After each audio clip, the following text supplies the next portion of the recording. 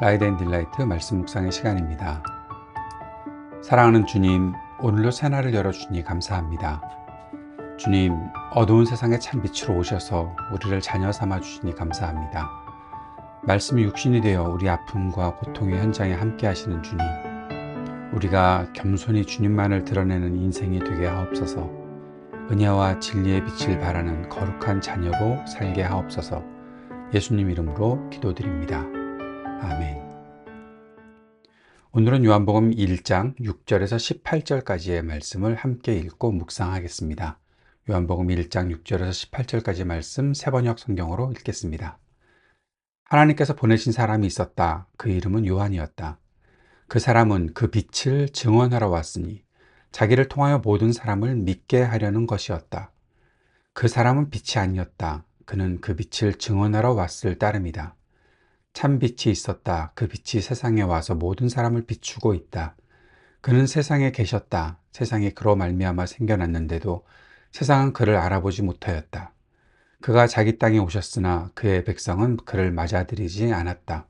그러나 그를 맞아들인 사람들, 곧 그 이름을 믿는 사람들에게는 하나님의 자녀가 되는 특권을 주셨다. 이들은 혈통에서나 육정에서나 사람의 뜻에서 나지 아니하고 하나님에게서 났다. 그 말씀은 육신이 되어 우리 가운데 사셨다. 우리는 그의 영광을 보았다. 그것은 아버지께서 주신 외아들의 영광이었다. 그는 은혜와 진리가 충만하였다. 요한은 그에 대하여 증언하여 외쳤다. 이분이 내가 말씀드린 바로 그분입니다. 내 뒤에 오시는 분이 나보다 앞서신 분이라고 말씀드린 것은 이분을 두고 말한 것입니다. 그분은 사실 나보다 먼저 계신 분이기 때문입니다. 우리는 모두 그의 충만함에서 선물을 받되 은혜에 은혜를 더하여 받았다. 율법은 모세를 통하여 받았고 은혜와 진리는 예수 그리스도로 말미암아 생겨났다. 일찍이 하나님을 본 사람은 아무도 없다. 아버지의 품속에 계신 외아들이신 하나님께서 하나님을 알려주셨다. 아멘. 은혜 위에 은혜다. 우리에게 오신 참 빛에 대해서 오늘 말씀을 함께 묵상합니다. 오늘 본문 6절부터 18절까지 어두운 세상에 찾아오신 참 빛, 그리고 그 빛을 맞이한 우리의 정체성을 다시금 확인하게 하는 말씀입니다. 6절에서 9절 말씀은 증언자 요한이 등장하지요. 그리고 세상으로 오신 참 빛에 대해서 말합니다. 하나님께서 보내신 한 사람이 있었습니다. 바로 세례 요한입니다. 그는 위대한 선지자였습니다. 그런데 성경이 그에 대해 단호하게 선을 하나 긋고 있죠. 그가 빛이 아니다라는 겁니다. 그는 세례 요한은 이 빛에 대해서 증언하러 온 사람이다. 그가 빛이 아니라 요한 스스로가 빛을 발하는 발광체가 아니다. 그는 어쩜 달처럼 혹은 표지판, 길거리의 표지판처럼 참 빛이신 예수 그리스도를 가리키는 반사체이자 증언자였다라는 겁니다. 그래서 세례 요한의 사명은 단 하나, 모든 사람이 그 사람 세례 요한을 통해서 그 빛을 믿게 하는 것이었다라는 겁니다. 그리고 마침내 참 빛이 세상에 오셨죠. 이 빛은 특정한 사람들만 비추는 것이 아니라 각 사람에게 비추는 생명의 빛이었습니다. 어둠 속에 웅크리고 있던 인류에게 새벽 여명이 밝아오는 것처럼 예수 그리스도께서 우리 역사 속으로 들어오셨다라는 것입니다. 10절에서 13절까지는 거부와 영접, 어떤 이들은 거부하고 어떤 이들은 영접하고, 그래서 그들의 운명이 갈라지는 것, 그들의 길이 갈라지는 것을 보여줍니다. 그분이 세상을 지으신 창조주이심에도 불구하고 세상은 그를 알지 못했고 자기 백성조차 그를 영접하지 않았다는 거죠. 어둠은 빛을 싫어합니다. 왜일까요? 자신의 더러움이 드러나기 때문이죠. 자신이 숨기고 있던 것들이 드러나기 때문에 어둠은 빛을 싫어합니다. 주님이 오셨을 때 많은 이들이 무관심과 적대감으로 반응했던 것을 보면 또 그 사실을 이렇게 요한이 증거하고 있는 겁니다. 바로 이것이 죄에 빠진 인간의 실존이죠. 하지만 인류 역사상 가장 위대한 반전이 일어나죠. 영접하는 자, 곧 그 이름을 믿는 자들에게는 하나님의 자녀가 되는 권세를 주셨다라는 겁니다. 모두가 거절하는 것 같았는데, 다수가 거절하는 것 같은데 그 빛을 받아들인 소수가 있었습니다. 그런데 이들이 혈통이나 육정으로 사람의 뜻으로 난 사람들이 아니다라는 거죠. 이들은 하나님께로부터 난 자들이다. 그렇게 말하고 있습니다. 우리가 하나님의 자녀가 된 것이 우리의 노력이나 자격 때문이 아니라는 사실을 말해주는 거죠. 오직 그 빛을 영접하고 그 이름을 믿음으로써 주어진 전적인 하나님의 선물이다라는 겁니다. 빛을 영접한다. 여기에 우리의 노력이 필요할까요? 빛이 비추어질 때. 여기에 무슨 자격이 필요할까요? 빛이 비추어질 때 그 빛을 받아들이면 되는 거죠. 깜깜한 방에서 불을 켰을 때 불이 켜져서 빛이 비춰오는데 그 빛을 받아들이면 되는 겁니다. 거기에 큰 노력이 필요한 것이나 자격이 필요한 것이 아니라는 거죠. 그 빛을 보는, 그 빛을 그저 받아들이는 믿음이 있으면 되는 것이니 이것은 전적으로 하나님의 선물이다라는 것입니다. 14절에서 아주 중요한 말씀을 하고 있죠. 말씀이 육신이 되어서 우리 가운데 거하신다라는 겁니다. 기독교 신앙의 가장 큰 신비인 성육신, 인카네이션을 말하고 있는 거죠.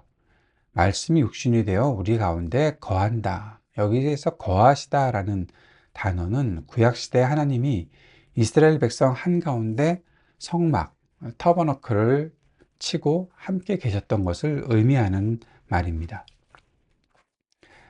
멀리 계신 하나님이 아니라 우리가 똑같은 연약한 육신을 입고 우리 삶의 한 복판에 텐트를 치고 계시다라는 것입니다.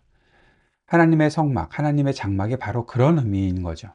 하나님께서 저 하늘 꼭대기에서 이스라엘 백성의 광야의 그 길을 그냥 지켜보고 여기로 와, 소리만 내신 것이 아니라 성막을 통해서, 터버너클을 통해서 함께 거하시고 그들과 동행하시고 그들의 모든 삶에 함께 하셨다라는 거죠. 요한은 바로 그분을 가까이서 목격했습니다. 그리고 고백합니다. 우리가 그의 영광을 보니 아버지의 독생자의 영광이고 은혜와 진리가 충만했다. 하나님의 독생자, 아버지 하나님의 그 외아들, 그의 영광, 우리와 함께 하시는 영광. 그래서 영광이라는 의미는 하나님의 임재가 함께하는 단어인 거죠. 그런데 그 안에 은혜와 진리가 충만하다. 여기에서 은혜와 진리. 예수님이 은혜만 있고 진리가 없어서 방임하는 분도 아니고 진리만 있고 은혜가 없어서 정죄하는 분도 아니다라는 겁니다. 진리만 강조하게 되면 정죄하게 되죠. 은혜만 강조하게 되면 은혜를 좀 오해하고 있는 사람들이 많은데 다 봐주는 거 아니냐? 그렇게 생각할 수도 있는 거죠. 그런데 예수님은 은혜와 진리가 함께 있다. 그분 안에서 십자가의 용서인 은혜와 변치 않는 하나님의 기준인 진리가 완벽하게 공존하고 있다는 사실을 말해주고 있는 말씀입니다. 그리고 15절에서 18절 그 은혜 위에 은혜, 그리고 하나님께서 나타나신 것, 16절에서 그분이 가지신 것, 가득 가지신 것에서 우리는 모두 은혜 위에 은혜를 또 받았다. 우리가 다 그의 충만한 데서 받았다. 은혜 위에 은혜다. 은혜 위에 은혜. 이것을 어떻게 표현할까요? 이 말은 파도가 밀려오듯이 하나의 은혜가 지나가면 또 다른 은혜가 덮쳐오는 끊임없는 공급을 의미합니다. 바다에서 파도를 보셨습니까? 큰 파도가 밀려 들어왔는데 또 파도가 몰려오고 또 파도가 밀려 들어오고, 그것처럼 은혜 위에 은혜가 그렇게 나타난다는 것입니다. 율법은 모세를 통해서 주어졌지만 우리를 살리는 은혜와 진리가 예수 그리스도로 말미암아 왔다라는 것입니다. 끊임없이 계속 몰려 들어온다. 원래 하나님을 본 사람은 아무도 없습니다. 그런데 아버지의 품속에 있는 독생하신 하나님, 이 독생자라는 말은 외아들이라는 말로도 표현이 안 됩니다. 이 말은 스스로 생겨났다 라는 뜻이거든요. 예수 그리스도께서 하나님을 그렇게 나타내신 독생자이시다라는 겁니다. 즉 예수님을 본 사람은 하나님을 본 것이다. 이것은 예수님께서 나중에 또 증거하시죠. 나를 본 자는 아버지를 보았다. 예수님은 보이지 않는 하나님의 완벽한 해설자이시다라고도 설명할 수 있을 것입니다. 빛의 자녀로 살아가는 것, 그것은 어떤 길일까요? 첫째, 나는 작은 세례 요한이 되어야 하지 않을까? 예, 나는 빛 자체가 아니죠. 내가 주인공이 될 수도 없고, 내가 모든 문제를 해결할 수도 없습니다. 내 역할은 나의 착한 행실과 삶을 통해서 예수 그리스도를 가리키는 손가락이 되는 것이죠. 나를 통해서 누군가가 예수님을 바라보게 하는 것.